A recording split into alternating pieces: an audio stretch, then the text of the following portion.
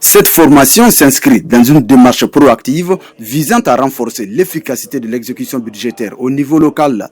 L'une des mesures phares de cette réforme est la suppression de la délégation des crédits permettant aux services déconcentrés d'avoir un contrôle direct sur leurs fonds, réduisant ainsi les délais et améliorant la réactivité face aux besoins des populations. Avant cette nouvelle plateforme qu'on dénomme Sonoya, l'exécution du budget au niveau déconcentré était très compliquée. Et notamment, il y avait une longue procédure pour exécuter le budget.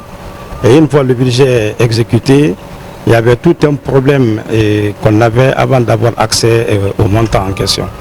Mais avec la nouvelle plateforme, je crois que tout sera facilité désormais. Un tel système de dématérialisation de l'exécution des dépenses au niveau déconcentré est un sentiment de satisfaction pour nous et à travers le chef de l'État, nous remercions Monsieur le ministre du Budget pour cette initiative. Les participants se sont familiarisés aux différentes étapes de l'exécution de la dépense publique. La phase administrative qui couvre la planification, l'approbation et l'engagement des dépenses a été détaillée.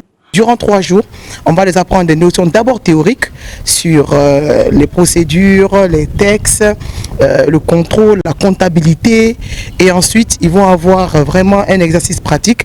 Il y a un kit informatique qui est mis à leur disposition. On avait une pratique d'exécution du budget qui était manuelle. Mais nous venons maintenant à la phase de digitalisation de l'exécution de ces dépenses publiques. C'est un ouf de soulagement pour nous.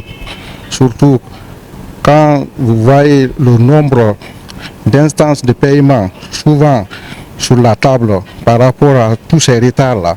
Avec l'implémentation de Sonoya et l'optimisation de la chaîne d'exécution budgétaire, les services déconcentrés pourront désormais mieux répondre aux attentes des citoyens et garantir une utilisation optimale des crédits publics.